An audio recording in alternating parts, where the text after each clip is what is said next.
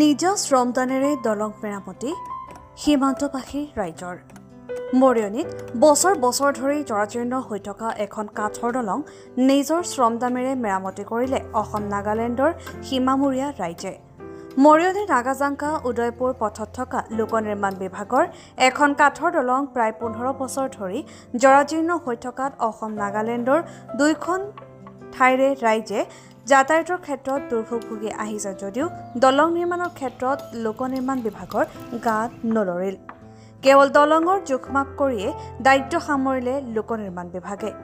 ইফালে বছৰ বছৰ ধৰি দলং নিৰ্মাণ নোহোৱাত ৰাইজে নিজে শ্ৰমদান কৰি দলংখন মেৰামতি কৰি যাতায়াতৰ উপযোগী কৰি তোলে। উদয়পুৰবাসীৰ শ্ৰমদানত সহযোগিতা কৰিবলৈ আগবাঢ়ি আহে চুবুৰীয়া নাগালেণ্ডৰ আওচেং ডাং বস্তিৰ নগা ৰাইজ। দুয়োখন ৰাজ্যৰ ৰাইজে একেলগে দলংখনৰ মেৰামতিত নামি পৰা পৰিলক্ষিত হয়। মৰিয়নীৰ পৰা সূৰ্য দাসৰ ৰিপৰ্ট, এনি এক্সপ্ৰেছ। বুলি হয় ইয়াত মানে দলং এখন দিয়া কথা আছিলে। আজি কমচে কম 15-20 বছৰমান হৈ গ'ল। ছেকশ্যন হৈছে, ছেকশ্যন হ'ল, আজি হ'ব, কালি হ'ব। মানুহ মানে ধৰক কিমান 20-25 মান মানুহ আহিছে, ইয়াত জোখা নাফা কৰিছে। এই ইয়াত গাঁত খানি পাইপ সোমাই মাটি জুখি পেলাই লৈ গৈছে। এনেকুৱা কৰি বহুত দিন হৈ গ'ল। আজিলৈকেতো একো মানে চিন চপৰ নাই, একো নাই। মানুহ কিমান হাৰাশাস্তি হৈ আছে এই দলঙত।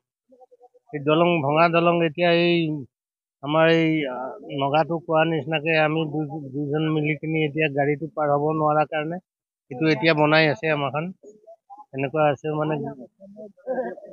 মানে এই আমাৰ নাগালেণ্ড আৰু আমাৰ অসম মানে ধৰক আমাৰ উদয়পুৰ আৰু নাগালেণ্ড এই দুটা মিলি পেলাই আমি এই দলংখন মানে এতিয়া মেৰামতি কৰিছোঁ আৰু উপায় নাই। গাড়ী চাড়ীটো পাৰ হ'ব লাগে, বেমাৰী চেমাৰী নিবই লাগে।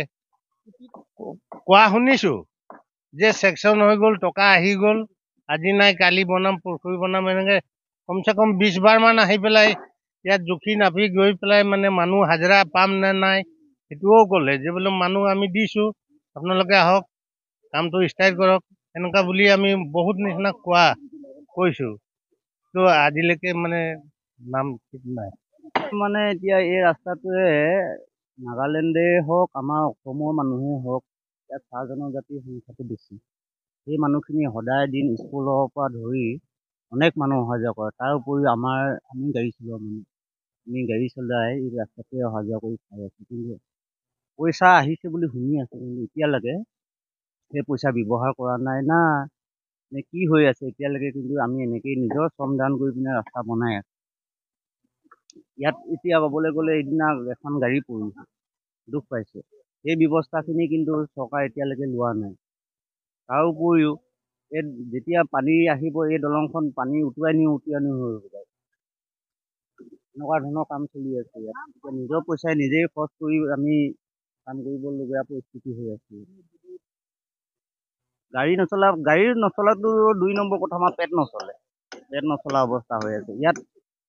বিশেষকৈ আমাৰ পেট নচলিলেও স্কুলৰ ল'ৰা ছোৱালী আছে, সদায় অহা যোৱা কৰে, সিহঁতৰ বহুত কষ্ট হৈ আছে।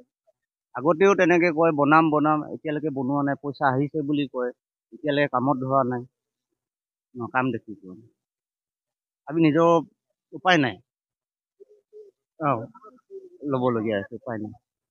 itu main to murani ba road itu asi ya ba Nagaland di যায় তো itu dolong to biya dia আমি Assam আৰু Nagaland মিলি কিনা দুইটা ৰাজ্য মিলি এইটো ৰাস্তা বনাই আছে। এতিয়া এইটো দুইটা বস্তু মিলাই কিনা আৰু এইটো ৰাস্তাটো মিলাইলে লাইফ লাইন তো এইটো ৰাস্তাই হয়। এনেকৈ দেখা পেল হৈছে 12 নম্বৰ হৈছে আউচেণ্টাৰ নাও সংগম তো Nagaland বস্তি হয়। এইটো ৰাস্তাটো লাইফ লাইন হয়। এইটো ৰাস্তা নাথাকিলে মানে বিমাৰ মানুহ বি থাকি কেতিয়াবা আৰু কোনোবা ডেলিভাৰী পেচেণ্ট থাকিব আৰু স্কুল ষ্টুডেণ্ট বি আছে। এইটো দলং নাথাকিলে কিন্তু একো যাব নাপাৰিব। এতিয়া এইটো দলং বনালে চব মানুহ মিলি ভাল হ'ব। লাষ্ট টাইম মই কোনোবা চাইকেল কান গিৰিছে এনেকুৱা শুনিছে, মইতো দেখা নাই। কোনোবা জখম হৈছে নাকাতো শুনিছিলি, মই এইটো দেখা নাই, শুনিছে গিৰিছে কৈ না। তো আজি তাতে দুইটা ৰাইজ মিলি না খৰি কামা কৰি বনাই আছে। কিমান দিন জ্বলিব এইটো ক'ব নাপাৰে। এইটোৱে আছে কথাটো।